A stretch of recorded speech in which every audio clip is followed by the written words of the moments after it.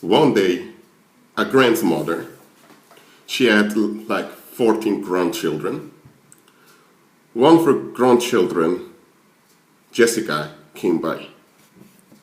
Jessica was kicked out of her apartment, due to late payment of her rent. Well, actually, she hadn't paid rent for almost 4 months, but she didn't tell that to her grandmother. So Jessica asked whether she could stay with grandma for a while. She had a job, and that was true. So grandma said, of course, dear. First week, things were fine. Jessica adapted. She even helped with doing groceries. She helped washing the dishes. So grandma thought, it's fine to have one of your granddaughters with you. But then, the brother of Jessica, another grandchild of hers, called his grandma and said, Grandma, is Jessica with you? The grandma said, yeah, she's living with me. She was kicked out of her apartment. This grandson tells her, Grandma, I seriously recommend you to kick her out. You'll regret taking her into your home. The grandmother hung up the phone because she thought, this young man is very rude towards me. She doesn't show any respect or anything like that.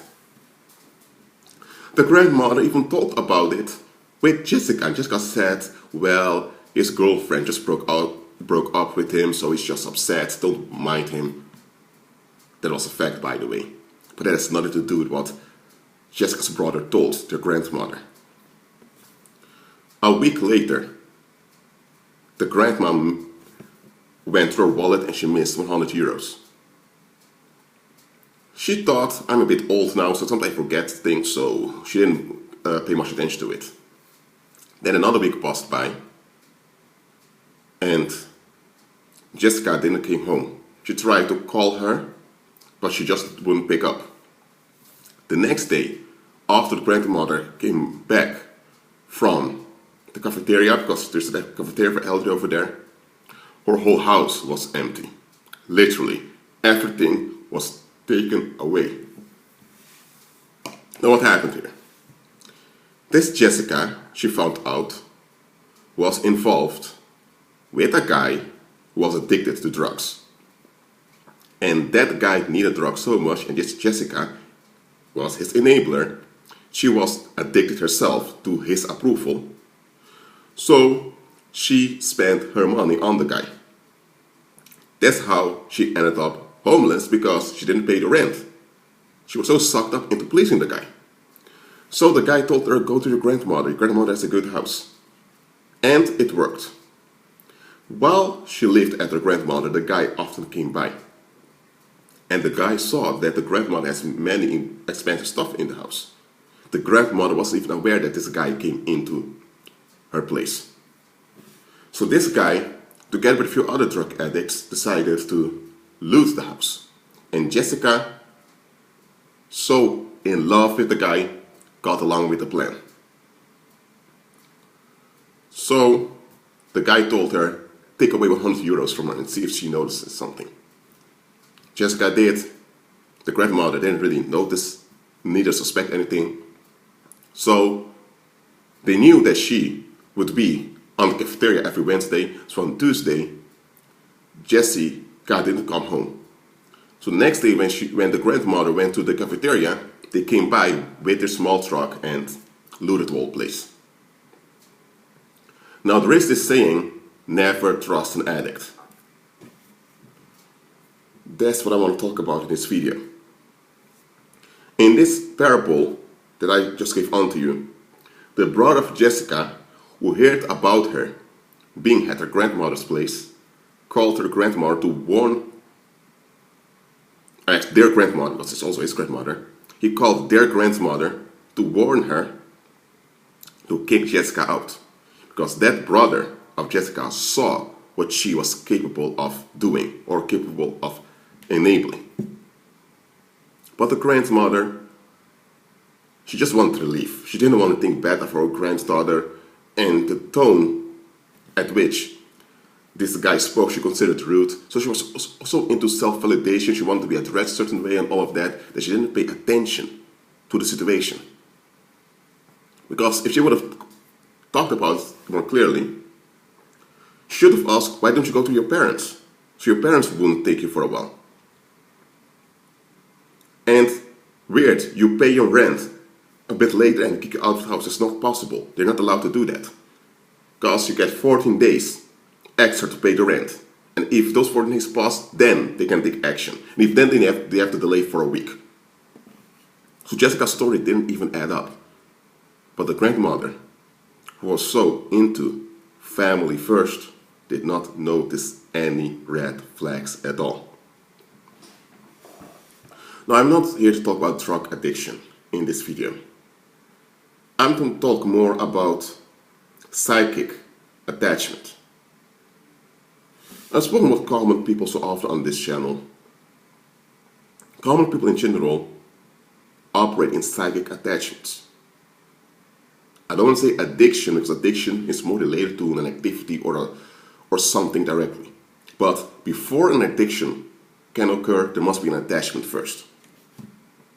And psychic attachment precedes all domestic violence and all addictions. And common people in general operate in psychic attachments. Now, the pagans that rule this world, they know this. That's why they know how to deal with common folks. Just like that Jessica came as a wolf in sheep's clothing to the grandmother, and she later enabled her narcissistic, addicted boyfriend to loot her grandmother's place, and she just moved on as if nothing ever happened. That's how many common people are when it comes down to it. When everything is at ease and they get their relief on a daily basis, they are calm. The moment their relief is blocked, they'll get out of hand.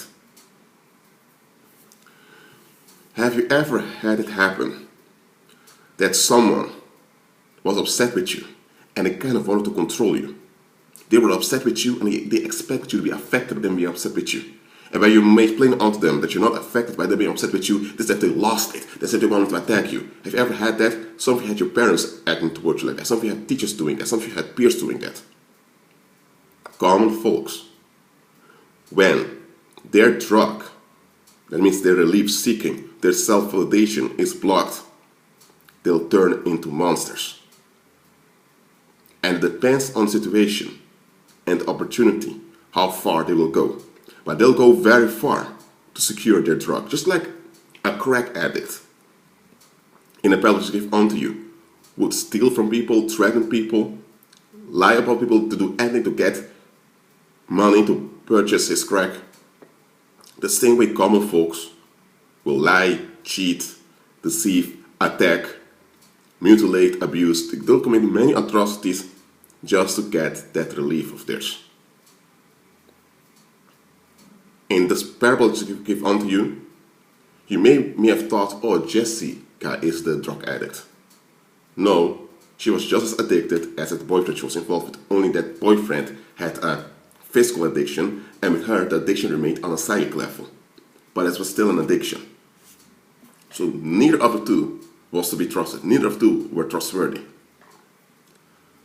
I'm saying this to you to alert you. The reason why so many people get caught by surprise when bad stuff happens or when tragedy occurs is because they never look at the bigger picture. It's also because their perception is distorted. When I think of an addict, I think of the one that's sniffing coke all the time, or the junkie on the streets who doesn't have a job. That's their perception of an addict. And because their perception of an addict is faulty, they cannot recognize an addict when an addict is in front of them.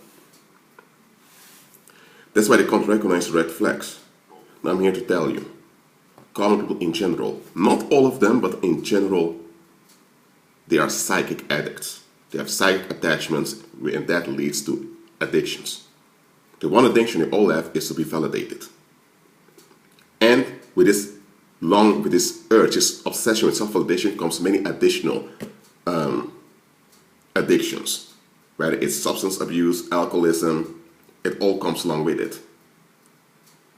So how do you deal with an addict? You don't trust them. Because when it comes down to it, for them it's all about being relieved with their substance. And because they don't want to face the facts about themselves, they'll deflect and they'll flee. Fleeing will happen either through violence, when they can't escape, or when they can't escape, you just move away. When you see and understand how common folks operate, you'll understand why the pagan rules of the world rule like they do. Of course, the pagan rulers are pagan, and they worship the beast, so I'm not praising what they're doing. But they have their objective reasons why they treat the masses the way they do. Because the pagan rulers of this world know very well how the masses are, both individually as well as collectively. They know very well how far the masses would go. That's why when you work for an organization that's led by one of those pagan rulers, they will not draw you into their shadow government thing. No, they won't do that. But they will alert you about common folks. That's why, for example, when you join the police corps or military police, they teach you to not trust folks based on their words, but to look at their actions, or better said, to look at their patterns. Not all police corpses, nor not all of them did say it like I did it right now, plain like that, but they teach you to look at the behavioral patterns of people and not at people's words. Now, why are they teaching you that? It is because amongst common people, there are a few of them who are direct, real, and consistent. Common folks in general, as I mentioned before, in general, they're psychic addicts. So they will do whatever they can to be relieved, just like any drug addict would do. So when it comes to solving crime, you are taught to look at behavioral patterns. And that's how police officers, and sometimes not just police officers, how detectives can detect easily when someone is lying. Because they look at the bigger picture, look at someone's behavioral patterns. And they have been taught how to recognize errors in behavioral patterns. No, I'm not teaching you here to become a detective. I'm teaching you here to be alert and to know what you're dealing with. Christ said, I sent you as sheep amongst wolves. He wasn't talking about just about the pagan rulers of the world here. He wasn't talking about Caesar, King Herod, but not even the scribes and Pharisees. He was talking about common folks. I sent you as sheep amongst wolves. So, would you trust a wolf around a bunch of sheep? No, you wouldn't. Absolutely not. Yet, when it comes to daily life, men that claim to follow Christ, they throw away the wisdom of God out of the window and get along with the wisdom of the world, or conventional wisdom, or the wisdom of the crowd. They get along with the conventions of the world, who are self-destructive.